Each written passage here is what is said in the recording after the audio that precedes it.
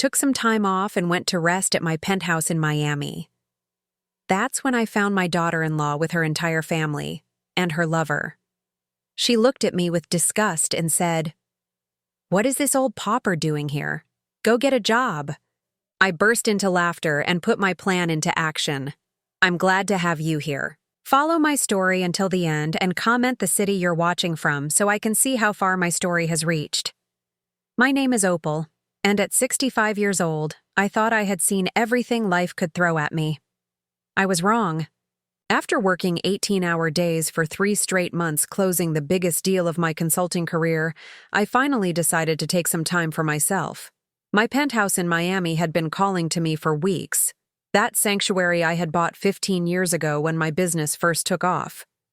All I wanted was to sit on my balcony, watch the ocean, and remember what it felt like to breathe without checking my phone every 5 minutes. The flight from Chicago had been delayed twice, and by the time I arrived at my building on Ocean Drive, it was nearly 8 in the evening. The doorman, Roberto, greeted me with his usual warm smile, but there was something different in his eyes. Something that looked almost like pity? "Good evening, Mrs. Patterson. Welcome back," he said, but his voice carried an odd tension. I brushed off the feeling and took the elevator to the 42nd floor. The familiar ding of arrival should have brought me peace, but instead, my heart started racing for reasons I couldn't explain. When the doors opened, I could hear music coming from my apartment. Loud music, and voices. Multiple voices. My hands trembled as I inserted the key into the lock. The sounds grew clearer. Laughter, conversation, the clinking of glasses. Someone was throwing a party in my home. I pushed open the door and froze. My beautiful living room, with its white leather furniture and floor-to-ceiling windows overlooking Biscayne Bay, was filled with strangers. Young people in expensive clothes lounged on my sofas, drank from my crystal glasses, and helped themselves to what looked like a fully catered spread on my dining table. But it wasn't the strangers that made my blood run cold. It was seeing Thalia, my daughter-in-law, standing in the center of it all like she owned the place. She was wearing a stunning red dress that probably cost more than most people's monthly rent, her blonde hair perfectly styled, holding court like some kind of queen. "Oh my God, Thalia, this place is incredible," gushed a brunette woman who couldn't have been older than 30. "I can't believe you own this." "Well," Thalia said with a laugh that made my skin crawl, "it's all about making smart investments early in life." That's when she saw me standing in the doorway, my suitcase still in hand, my mouth hanging open in shock. For just a moment, her perfectly composed face showed a flicker of something. Surprise, maybe even fear, but it disappeared so quickly I almost thought I had imagined it. "What is that old pauper doing here?" she said loudly enough for everyone to hear. The music seemed to stop. All conversations died. Every eye in the room turned to me. I felt heat rise to my cheeks, but I forced myself to stay calm. "Thalia, this is my apartment," she laughed. Actually laughed, and the sound was sharp and cruel. "Your apartment? Don't be ridiculous. Why don't you go find some work to do instead of bothering us?" The people around her started to murmur. I caught fragments of conversation. "Who is that woman? Why is she here? Should we call security?" A tall man with perfectly styled hair stepped forward. "Ma'am, I think there's been some confusion. This is a private party. You'll need to leave." I looked at Thalia, waiting for her to correct him, to tell him who I was. Instead, she turned her back to me and addressed her guests. "Don't worry about her. She's just confused. These things happen with people her age." The humiliation hit me like a physical blow. These strangers were looking at me like I was some delusional old woman who had wandered into the wrong apartment. In my own home. The home I had worked 60-hour weeks to afford.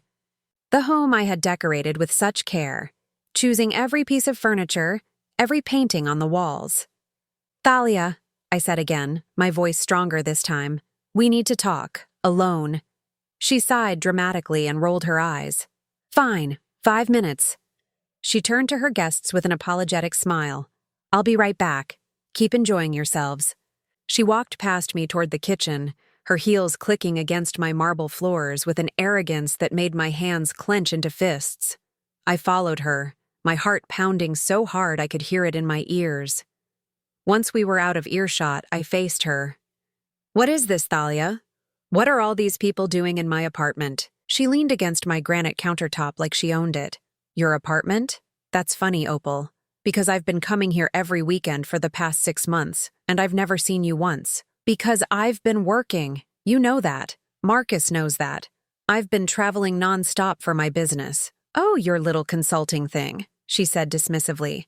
"How cute that you still pretend that pays for all this." She gestured around the kitchen with its top-of-the-line appliances and custom cabinetry. I stared at her in disbelief. "Pretend? Thalia? I bought this place with my own money. I've been building my business for over 20 years. She studied her manicured nails with exaggerated boredom.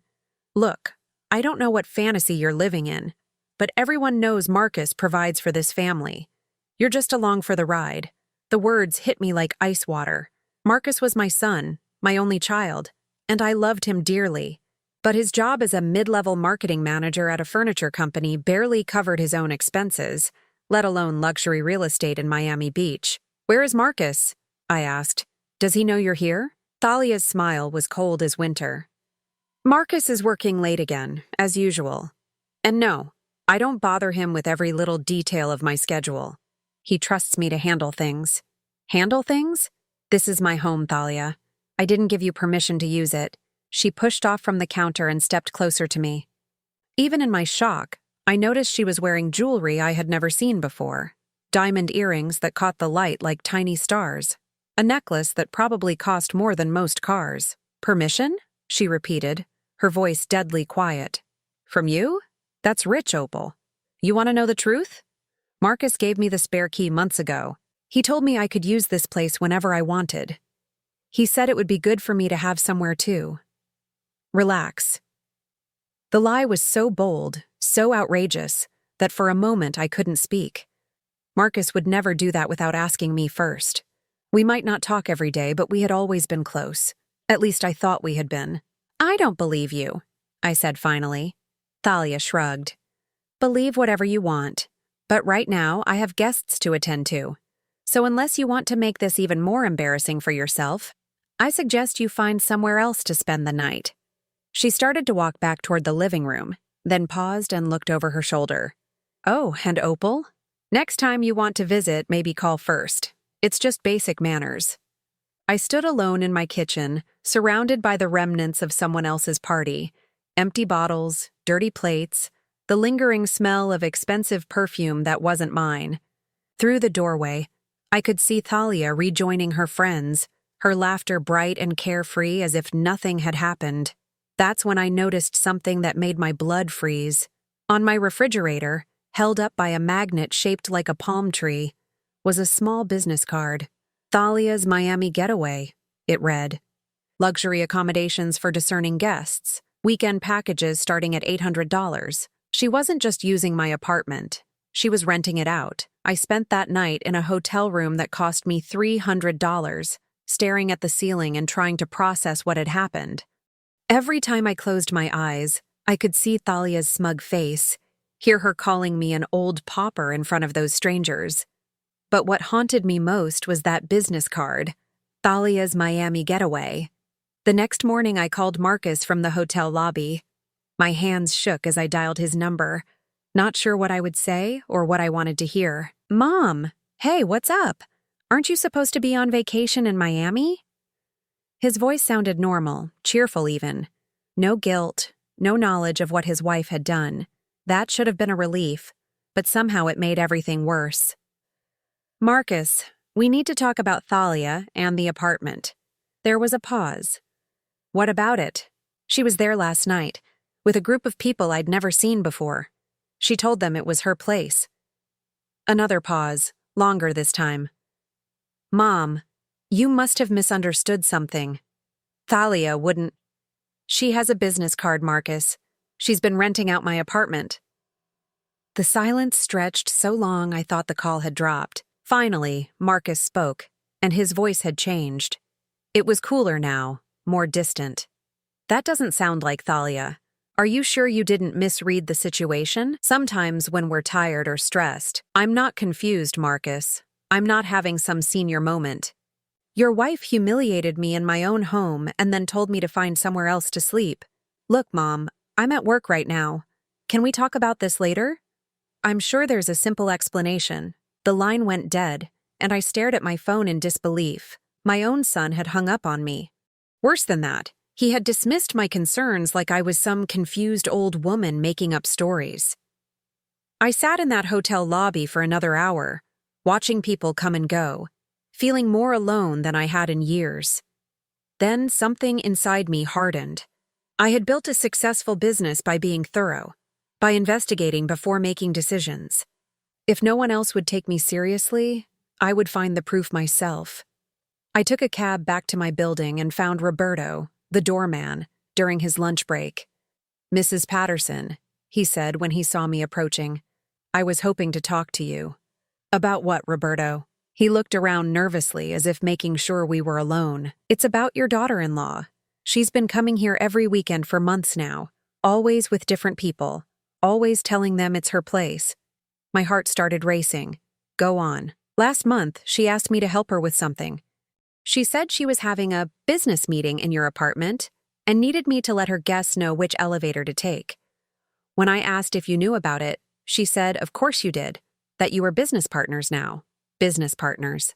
The lie was so elaborate, so carefully constructed. "Roberto, did she ever pay you anything? For helping with these meetings?" He shifted uncomfortably. "She gave me $50 each time. Said it was from you, as a thank you for the extra service." I felt sick. She had been bribing my own doorman to help with her scheme. "Can you tell me exactly when these visits started, and how often they happen?" Roberto pulled out his phone and scrolled through what looked like a calendar app. "The first time was 6 months ago. She came with just one other woman, said they were planning a girls' weekend. But then it got bigger. More people, fancier clothes. Last weekend she had 12 people up there. 12 people. In my 2-bedroom apartment. I could only imagine what state they had left it in. Roberto, I need to ask you something, and I need you to be completely honest with me. Has anyone else been paying you? Anyone connected to these visits?" His face flushed red. "Mrs. Patterson, I never meant any harm. She said you knew about everything. She said you were getting a cut of the profits." Profits. My stomach churned. "How much, Roberto? How much has she been paying you?" $200 a month, for 6 months. She said it was your way of showing appreciation for my discretion. $1,200. Thalia had been paying my doorman $1,200 of what was essentially my own money to help her run an illegal rental operation out of my apartment. I reached into my purse and pulled out $500 cash. "Roberto, I need you to do something for me. I need you to keep track of every time she comes here from now on. Every person she brings. Every time she uses that business card of hers. Can you do that?" He took the money, but his expression was troubled. "Mrs. Patterson, are you sure about this? She said if anyone ever questioned the arrangement, it meant they were trying to cause problems for your family." Even Roberto, a man I had known and trusted for 15 years, had been manipulated into doubting me. The sophistication of Thalia's lies was breathtaking. I spent the rest of the day doing research. I called the building's management company and discovered that someone had indeed been inquiring about short-term rental policies for my unit. The inquirer had claimed to be acting on my behalf and had provided what appeared to be legitimate documentation showing my consent, forged documentation. Thalia hadn't just been lying. She had been creating false paperwork. That evening, I sat in my hotel room with a legal pad, writing down everything I knew. The business card, the payments to Roberto, the forged documents, the lies about me being her business partner. But what troubled me most was something Roberto had mentioned in passing, that Thalia had told her guests I was just a confused old relative who sometimes showed up unexpectedly. She hadn't just stolen my apartment. She had erased me from my own life story. I picked up my phone and scrolled through my contacts until I found the number for Janet Morrison, a private investigator I had used for business purposes several years ago. If Thalia thought she could outmaneuver a woman who had built a consulting empire from nothing, she was about to learn exactly how wrong she was. "Janet, it's Opal Patterson. I need your help with something personal. and I need you to be very, very thorough." As I explained the situation, I could hear Janet taking notes on the other end of the line. "Opal, this sounds like identity theft and fraud. Are you sure you want to handle this privately instead of going straight to the police?" I thought about Marcus hanging up on me, about Thalia's confident smile as she dismissed me in front of her friends, about the business card that turned my home into her personal profit center. "I'm sure, Janet, but I want to know everything. Every lie she's told, every dollar she's made, every person she's deceived, and I want it all documented." After I hung up, I opened my laptop and did something I hadn't done in months. I logged into my social media accounts. If Thalia was using my apartment for her fake business, there had to be evidence online. Reviews, photos, maybe even booking confirmations. What I found made my hands shake with rage. There were dozens of photos of my apartment on Instagram, Facebook, and Airbnb, pictures of my living room, my bedroom, my bathroom, all tagged with location markers for Thalia's Miami getaway. The descriptions were elaborate fabrications about her inherited beachfront property and her family's long history in Miami real estate. But the reviews were what really made my blood boil.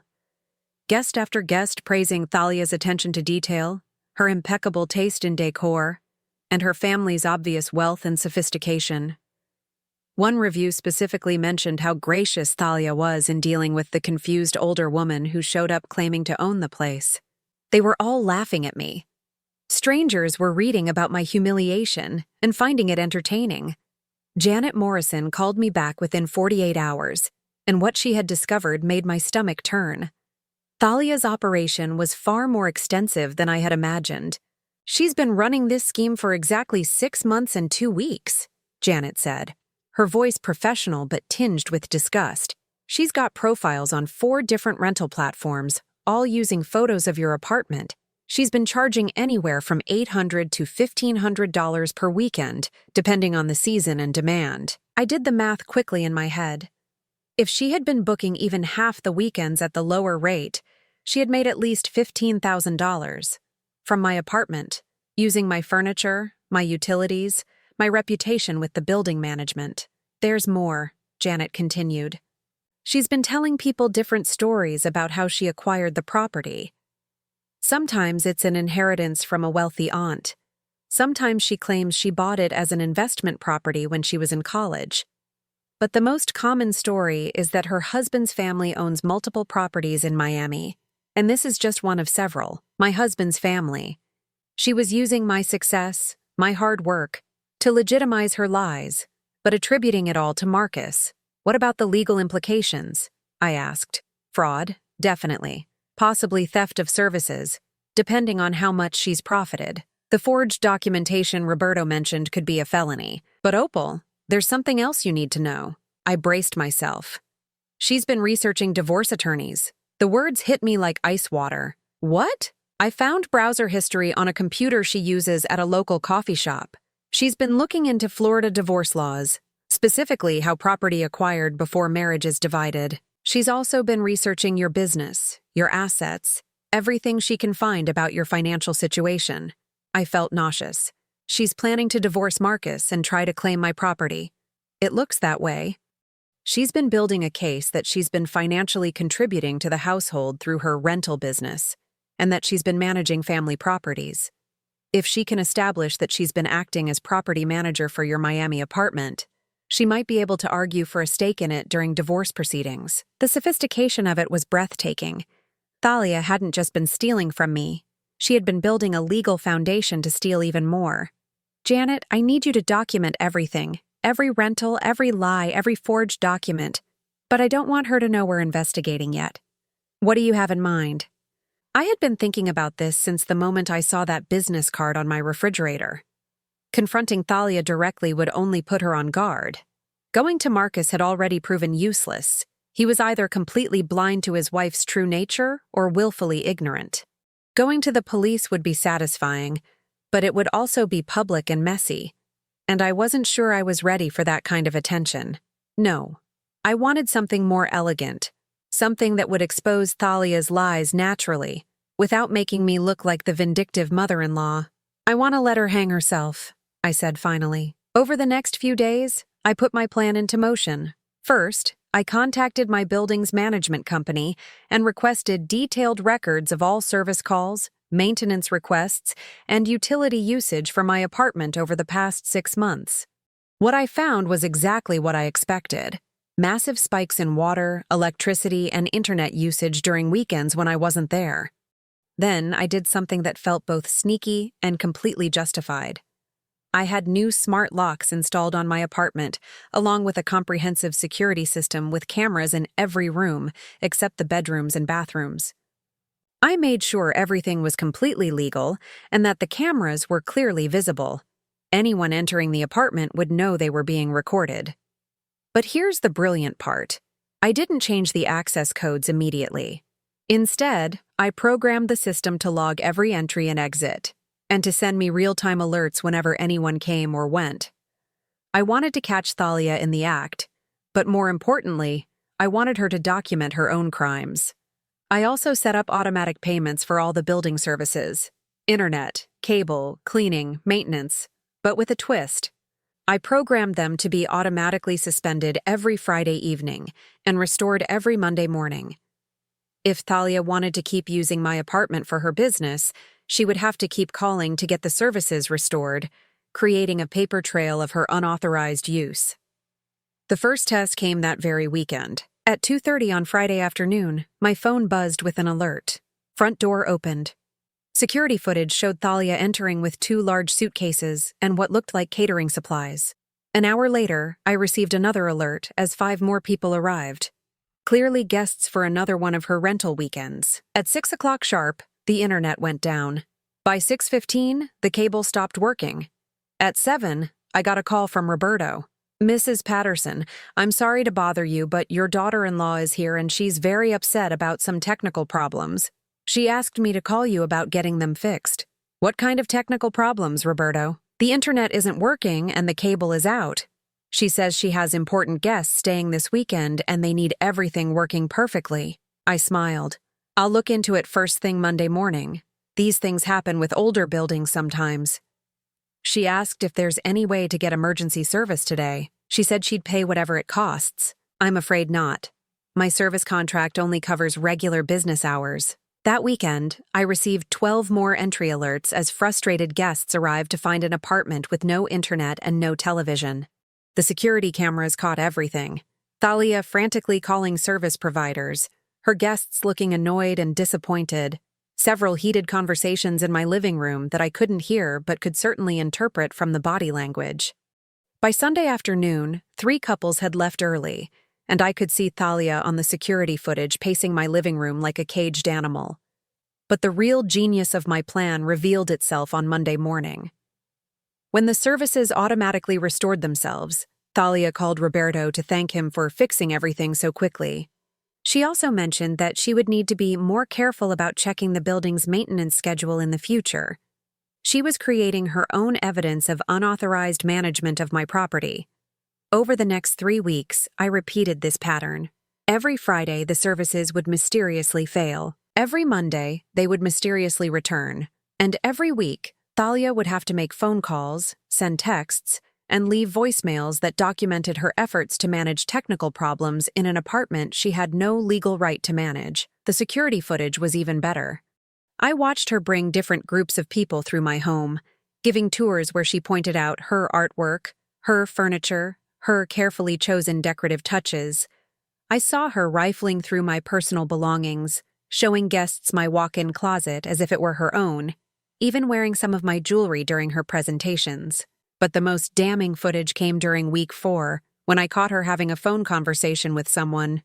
I couldn't hear the words, but the security system had captured her looking directly at a framed photo of Marcus and me from his college graduation while she spoke.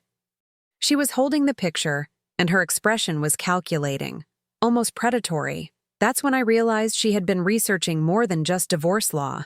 She had been studying me, learning about my life, my history with Marcus, looking for weaknesses she could exploit. Janet called me with updates twice a week, and each report revealed new layers of Thalia's deception. She had created fake social media profiles to leave positive reviews for her own rental business. She had been telling her regular guests that I was a senile relative who sometimes showed up unexpectedly and that they should ignore anything I said because I was confused about the ownership situation. Most disturbing of all, she had been researching my health. Janet found evidence that Thalia had been calling my doctor's office, claiming to be concerned about my memory problems and asking about symptoms of dementia. She was building a case for having me declared incompetent. The final piece of my plan required patience, but it would be worth it. I needed Marcus to see his wife's true nature with his own eyes, not through accusations from his mother or evidence from a private investigator. I needed him to discover the truth organically, in a way that would leave no room for doubt or manipulation. So I sent Marcus a text message that was completely honest, if not completely forthcoming. I've been having some problems with the apartment in Miami. Technical issues mostly. Would you mind checking on things this weekend? I'd feel better knowing everything is working properly. His response came back quickly. Of course, Mom. Thalia and I were actually planning to spend the weekend down there anyway. I'll take a look at everything and let you know what I find. Perfect. The security alert came at 11:45 on Friday morning. Front door opened. I was sitting in my Chicago office, watching the live feed on my laptop as Thalia entered my apartment alone, 2 hours earlier than I expected. She moved with practiced efficiency, checking every room, adjusting furniture, even changing the sheets on my bed. But then something unexpected happened. At 12:15, she received a phone call that made her pace frantically around my living room for 10 minutes. When she hung up, she immediately started making other calls, her body language growing more agitated with each conversation. By 1 o'clock, she was packing everything back up. By 1:30, she was gone. 20 minutes later, Marcus called me. Mom, I'm sorry, but we had to cancel the Miami trip. Thalia's not feeling well, and she thinks it's better if we stay home this weekend. I could hear the disappointment in his voice, but more than that, I could hear confusion. What kind of not feeling well? She says she's been having migraines all week, really bad ones. She's been seeing a doctor about them, apparently, though this is the first I'm hearing about it. Migraines, a convenient excuse that was impossible to verify and guaranteed to generate sympathy. I wondered what had really happened in that phone call to make her abort her weekend plans. That's too bad, sweetheart. Maybe another weekend. Actually, Mom, I was thinking maybe I should go down anyway, just for Saturday to check on those technical problems you mentioned. My pulse quickened. This was even better than what I had originally planned. If you don't mind, that would be wonderful. The internet has been spotty, and I want to make sure everything's working properly before my next visit. Thalia, apparently, had other ideas. Marcus called me back an hour later, and this time his voice carried a note of frustration I rarely heard from my easygoing son. Change of plans again. Thalia's feeling much better suddenly, and she insists on coming with me. She says she doesn't want me driving to Miami alone when I'm worried about you. Worried about me. The manipulation was so smooth, so perfectly calculated. Thalia had managed to position herself as the caring daughter-in-law who was concerned about her husband's elderly mother, while simultaneously ensuring that Marcus wouldn't be alone in my apartment where he might discover something she didn't want him to see. That's very thoughtful of her, I said, matching her fake sweetness with my own. Saturday morning brought another surprise. At 7:30 a.m., my security system sent an alert, but it wasn't the front door. Someone was entering through the building's service entrance using what appeared to be a service elevator key. The security footage showed Thalia, dressed in workout clothes and carrying a large duffel bag, sneaking into my apartment like a burglar. For the next 3 hours, I watched her clean frantically, removing all evidence of her rental business. She packed up the extra linens she had brought for her guests, threw away business cards and promotional materials, even moved furniture back to positions that matched older photos she must have taken of my apartment. By the time Marcus arrived at noon, my apartment looked exactly like it had when I left it months ago, but Thalia had forgotten about one thing: the security system itself. All of her cleaning and organizing had taken place directly in front of cameras that were recording everything. She had documented her own guilt in high definition. Marcus's visit was brief and uneventful. at least from what I could see on the security feed. He checked the internet, tested the cable, even looked at the air conditioning and plumbing. Everything was working perfectly, just as I knew it would be. He sent me a text. "Everything looks great, Mom. No technical problems at all." But something was bothering him. I could see it in his body language as he walked through the apartment, the way he paused in certain spots, the way he kept looking at Thalia with questions in his eyes. Finally, he asked her something that made her stiffen visibly. I couldn't hear the conversation, but I could see her response, animated, defensive, pointing around the apartment as if she was explaining something. Marcus nodded, but his expression remained troubled. They left Sunday evening, but not before I caught one more crucial piece of footage. While Marcus was loading their car, Thalia made one final sweep of the apartment, checking every corner, every surface. That's when she noticed the security cameras. I watched her face change as she realized what they meant. The color drained from her cheeks, her mouth opened in shock, and she looked directly into one of the cameras with an expression of pure panic. She knew she had been caught. Monday morning, I received a call that confirmed my suspicions about why Thalia had canceled her original weekend plans. "Mrs. Patterson, this is Amanda from Elite Catering Services. I'm calling about the cancellation fee for Saturday's event. Mrs. Thalia Patterson said you would handle the payment." "What event?" "The cocktail party for 12 guests at your Ocean Drive property." Mrs.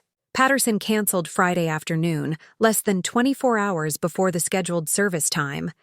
According to our contract, that incurs a 50% cancellation fee of $450.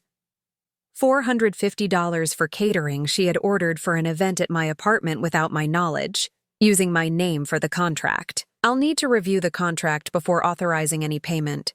Can you email me a copy? When the contract arrived, I found something even more infuriating than the unauthorized catering. Thalia had signed it as Mrs. T. Patterson, property manager, and had listed my phone number as the primary contact. She had been using my identity for her business dealings. That afternoon, Janet called with her weekly update, but this time her tone was urgent. "Opal, we have a problem. Thalia's been busy since her Miami trip. She made 3 phone calls to divorce attorneys yesterday, and she scheduled consultations with 2 of them for this week. She's accelerating her timeline. There's more. She also called a moving company to get estimates for packing and storing furniture, and she made an appointment with a real estate appraiser." My blood ran cold. She's planning to claim my apartment as marital property. It gets worse. I found evidence that she's been researching elder care facilities, specifically ones that specialize in patients with memory problems. The pieces clicked into place with horrifying clarity. Thalia wasn't just planning to divorce Marcus and steal my property. She was planning to have me declared incompetent so she could claim legal guardianship over my assets. "Janet, how long would something like that take? The competency proceedings, I mean.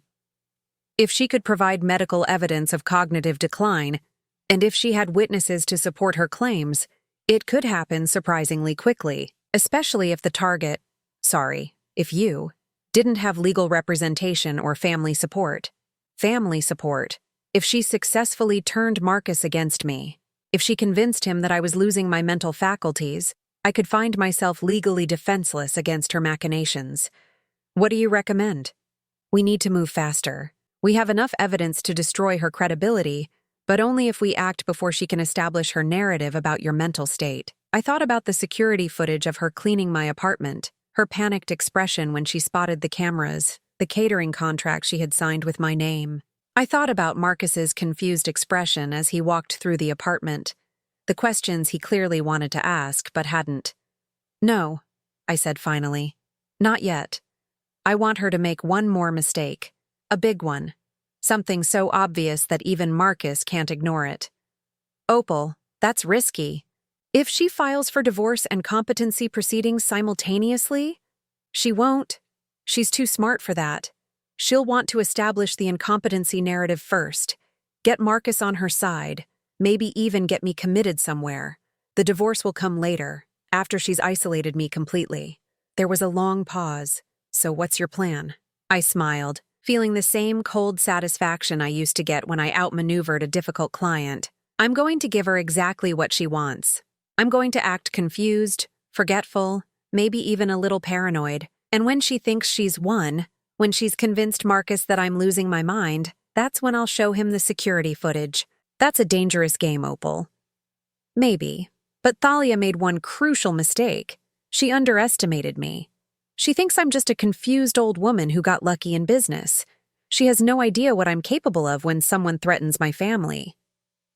That evening, I made a phone call I had been dreading. Marcus? It's Mom. I was wondering if you and Thalia might want to have dinner this weekend.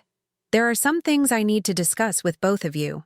The dinner was set for Saturday evening at my Chicago apartment, and I spent the entire week preparing for what I knew would be the most important performance of my life. I needed Thalia to believe she was winning, to get comfortable enough to make the kind of mistake that would expose her completely. Marcus arrived first, carrying a bottle of wine and wearing the slightly worried expression he had worn since our phone conversation. Mom, you sounded strange on the phone. Is everything okay? I hugged him, letting myself seem just a little more fragile than usual, a little more uncertain. I'm fine, sweetheart. Just tired. It's been a long few months. Thalia arrived 20 minutes later, and the moment she walked through my door, I could see the calculation in her eyes. She was studying me, looking for signs of the confusion and mental decline she had been researching. Opal, she said with exaggerated warmth. You look wonderful. How are you feeling? Oh, some days are better than others. I've been having trouble sleeping lately, and sometimes I forget things, little things mostly. I watched her eyes light up with interest. What kind of things? Where I put my keys. Whether I locked the door. Yesterday, I couldn't remember if I had paid the electric bill. All lies, of course, but delivered with just the right touch of embarrassed vulnerability. Marcus frowned. Mom, you've never been forgetful. Are you sure you're okay? I'm 65, Marcus. These things happen. Thalia, would you mind helping me in the kitchen? I want to make sure I haven't forgotten anything for dinner. As we walked toward the kitchen, I could practically feel Thalia's excitement. This was exactly what she had been hoping for. Evidence of cognitive decline that she could use to support her plans. Opal, have you seen a doctor about the memory issues? She asked with fake concern. I don't think it's serious enough for that. Besides, doctors are so expensive these days. But your health insurance should cover it. Through your business, right? I paused, pretending to look confused. My business? Oh yes. Sometimes I forget that I still have that. It's been so quiet lately. This was the bait I had been leading up to all week. If Thalia thought my business was failing, if she believed I was becoming financially vulnerable, she would accelerate her timeline. And desperate people make mistakes. What do you mean quiet? She pressed. No new clients for months. I think people prefer working with younger consultants these days.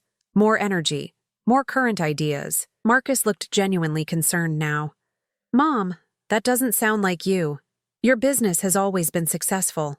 Things change, sweetheart. Maybe it's time I started thinking about retirement. I turned to Thalia with a smile that I hoped looked helpless. I don't suppose you know anything about managing properties? I've been thinking about selling the Miami apartment, but I have no idea how to go about it. The hook was set. I could see Thalia's mind racing, calculating how quickly she could insert herself into the process, how she could position herself as my helpful caretaker while maneuvering to control my assets. Oh, Opal, you shouldn't make big decisions like that when you're feeling overwhelmed. Why don't you let me help? I've been learning about real estate investments lately. Have you? That's wonderful. Maybe you could come with me next time I visit Miami. Help me decide what needs to be done. Actually, Thalia said, exchanging a quick glance with Marcus. We were just talking about planning another trip down there. Maybe this weekend? Perfect. I could see the trap she was walking into, but I needed to make sure Marcus would be there to witness whatever she had planned. That would be lovely, the three of us together, like a family vacation. Marcus smiled, the first genuine smile I had seen from him all evening. I'd like that, Mom. We haven't spent enough time together lately. It's settled then. I'll book us flights for Friday morning. Thalia's smile faltered slightly. Oh, but Opal, wouldn't it be easier if Marcus and I handled the travel arrangements? You have so much on your mind right now. I suppose you're right. I do feel scattered lately. As the evening progressed, I continued my performance, dropping hints about confusion and forgetfulness while watching Thalia's confidence grow. She was so focused on cataloging my apparent mental decline that she started making her own mistakes. During dessert, she mentioned a wonderful restaurant in South Beach that she had visited recently, then quickly caught herself and claimed she had only heard about it from friends. When Marcus asked which friends, she couldn't provide names. Later, while discussing Miami real estate prices, she demonstrated a suspiciously detailed knowledge of the rental market in my building's area. When I asked how she knew so much about it, she claimed she had been doing research to help me make informed decisions about selling. But the most damaging slip came as they were getting ready to leave. Thalia was in the bathroom and Marcus was helping me clear the dinner dishes when he paused and looked at me with concern. Mom, I need to ask you something. That day we visited your apartment, I noticed some things that seemed off. My heart started racing, but I kept my expression neutral. What kind of things? The furniture was arranged differently than I remembered, and there were indentations in the carpet, like heavy furniture had been moved around recently.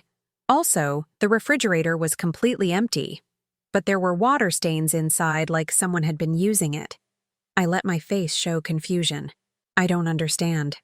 Are you saying someone has been in my apartment? I don't know what I'm saying. That's why I'm asking you.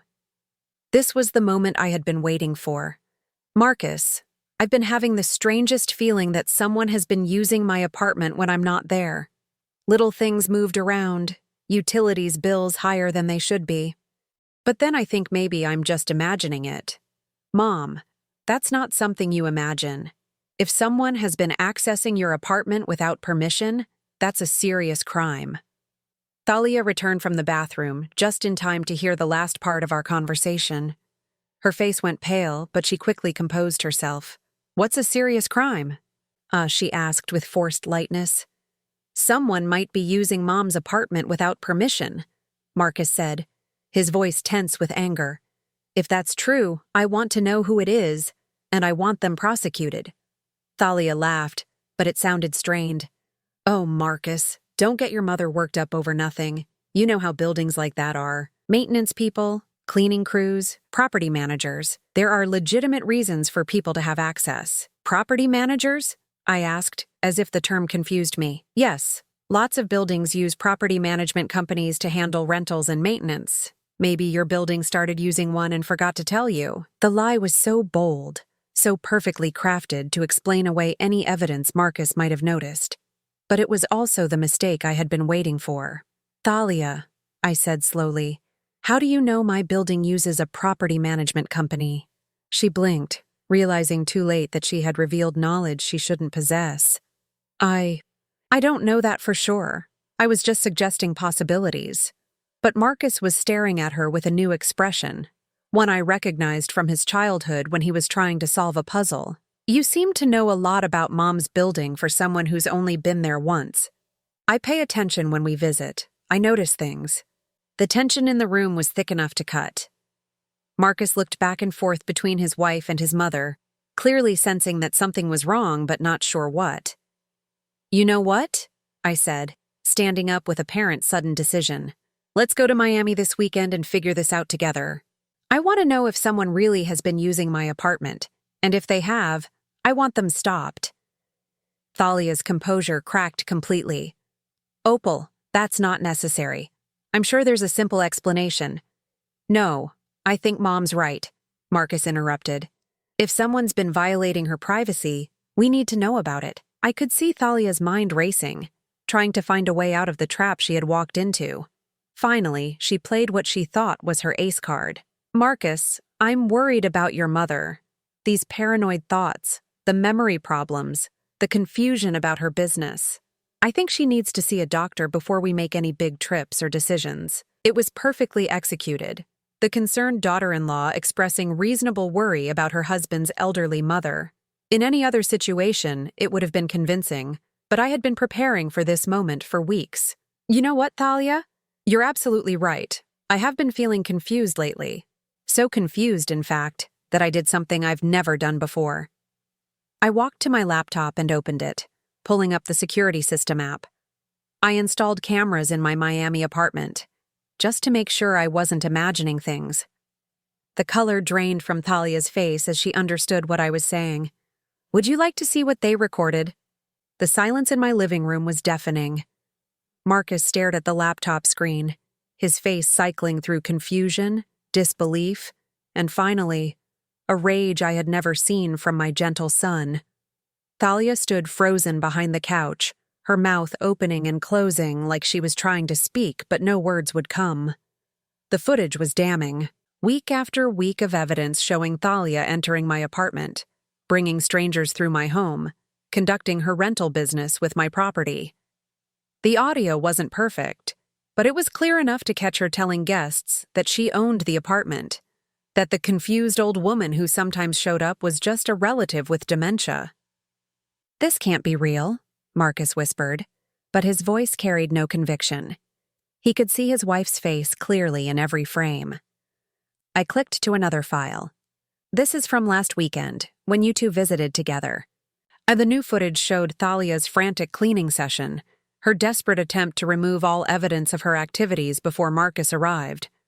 But more importantly, it showed the moment she discovered the cameras. Her face filled with panic and guilt as she realized she had been caught. 6 months, Thalia," Marcus said, his voice barely controlled. "You've been doing this for 6 months. Thalia finally found her voice, but it came out high and desperate.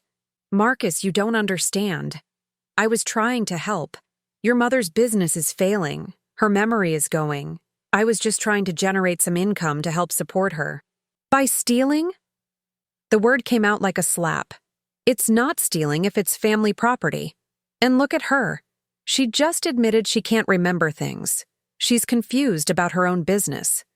Someone needs to take care of these things for her." I had to admire her strategy. Even caught red-handed, she was trying to position herself as the victim, the caring daughter-in-law who was just trying to help a declining elderly relative. But I wasn't finished yet. "Thalia, would you like to explain this to Marcus?" I clicked on another file, this one showing her conversation with the catering company, signing contracts using my name, my phone number, my identity. Then another file, showing her wearing my jewelry while giving tours to her rental guests. Then the business cards, dozens of them, advertising Thalia's Miami getaway, with photos of my apartment. With each new piece of evidence, Marcus's expression grew darker. By the time I showed him the online reviews where guests praised Thalia's family wealth and inherited property, he looked like he wanted to be sick. "There's more," I said quietly. "Janet, my private investigator, found evidence that you've been researching divorce attorneys and elder care facilities, specifically facilities that specialize in patients with memory problems." Thalia's last attempt at denial crumbled. "How did you? You hired someone to spy on me." "I hired someone to investigate fraud, which is exactly what this is." Marcus stood up abruptly, pacing to the window and back. "My God, Thalia, my own mother. How could you do this to her? I was protecting our future. Your mother won't live forever. And when she's gone, what happens to us? You make $45,000 a year at that furniture company. I was building something for our family. With stolen property and forged documents? It's not stolen if it belongs to family. It doesn't belong to you," Marcus shouted, and I had never heard him raise his voice like that. "It belongs to my mother, who worked 60 hours a week for 20 years to afford it." Thalia's mask slipped completely then, revealing the cold calculation beneath. "Your naive little mother who you think built some successful business? Please, Marcus, look at her. She can barely remember to pay her bills. Whatever success she had was luck, and that luck is running out." The cruelty in her voice was breathtaking, but it was also exactly what Marcus needed to hear. Any lingering doubt about his wife's character evaporated as he heard her dismiss and demean his mother with such casual contempt. "Get out," he said quietly. "Marcus, you're overreacting." We can work this out. Get out! The force of his voice made both Thalia and me jump. Pack your things and get out of my sight. I don't want to see you again tonight. Thalia looked back and forth between us, finally understanding that she had lost everything. If I leave, I'm not coming back. Good. After she stormed out, slamming the door hard enough to rattle the windows, Marcus collapsed onto my couch with his head in his hands. I'm sorry, Mom. I'm so sorry. I sat beside him and rubbed his back the way I had when he was small and upset about something at school. You couldn't have known. I should have known. When you tried to tell me what happened at the apartment that night, I dismissed you. I hung up on you. What kind of son does that? The kind whose wife is very good at manipulation. Thalia is intelligent, Marcus. She's been planning this for a long time. He looked up at me with red-rimmed eyes. How long have you known? I told him everything. The investigation, the security cameras, the evidence of her plans to have me declared incompetent. His face grew paler with each revelation. She was going to have you committed? If necessary.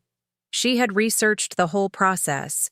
Get you convinced that I was losing my mind, establish herself as my caretaker, then move for legal guardianship over my assets. Marcus was quiet for a long time, processing the magnitude of his wife's betrayal. Finally, he asked, What happens now? Now, you decide what you want to do. About your marriage, about pressing charges, about everything. I want her prosecuted, for the fraud, the identity theft, all of it. I nodded. Janet has everything documented. It should be straightforward. And I want a divorce, obviously. Are you sure? This is a big decision to make when you're angry. He looked at me with surprise. Mom, she tried to steal your apartment and have you committed to a mental facility. How is that not grounds for divorce? I smiled sadly. I just want to make sure you're thinking clearly. I am. For the first time in months, I'm thinking clearly. He paused, then asked, How did you stay so calm through all this? If someone had done this to me, I would have confronted them immediately. Because confronting her wouldn't have worked. She would have found a way to turn it around, make me look like the crazy mother-in-law causing problems. This way, she exposed herself.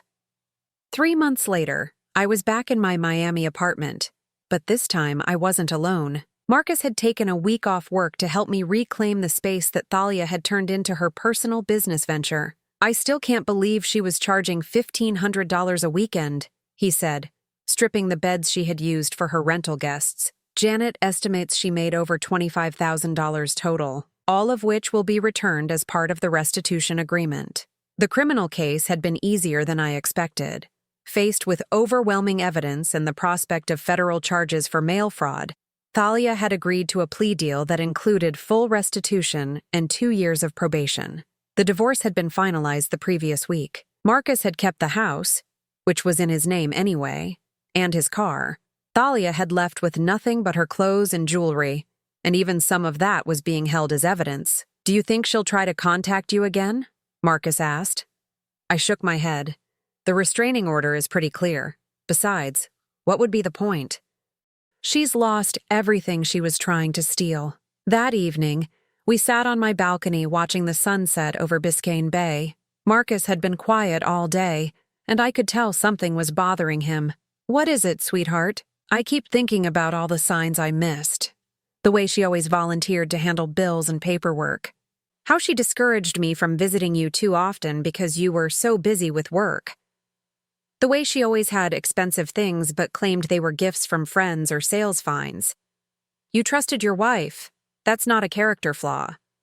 But I should have trusted you more. When you told me what happened that night, I should have believed you immediately. I reached over and took his hand. You believe me now. That's what matters. As the sun disappeared below the horizon, painting the sky in shades of orange and pink, Marcus squeezed my hand. I have a confession to make, he said. Oh? I never really liked this apartment before. It seemed too fancy, too much for one person.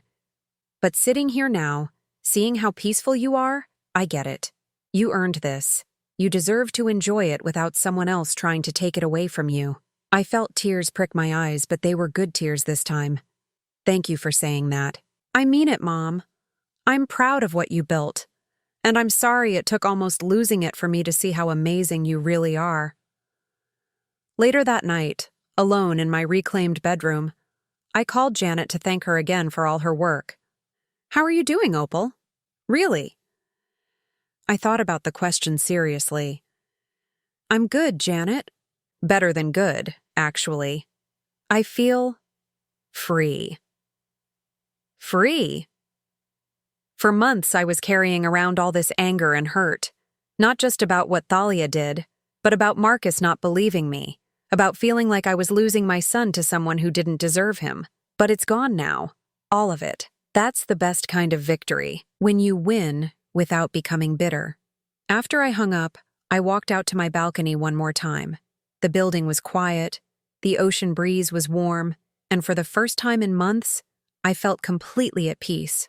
Thalia had tried to steal my apartment, my identity, my relationship with my son, and ultimately my independence. But in the end, she had given me something unexpected. She had shown Marcus who I really was. Not the confused, declining old woman she had tried to paint me as, but a strong, capable woman who could take care of herself and protect what mattered to her. I raised my glass of wine to the Miami skyline and smiled.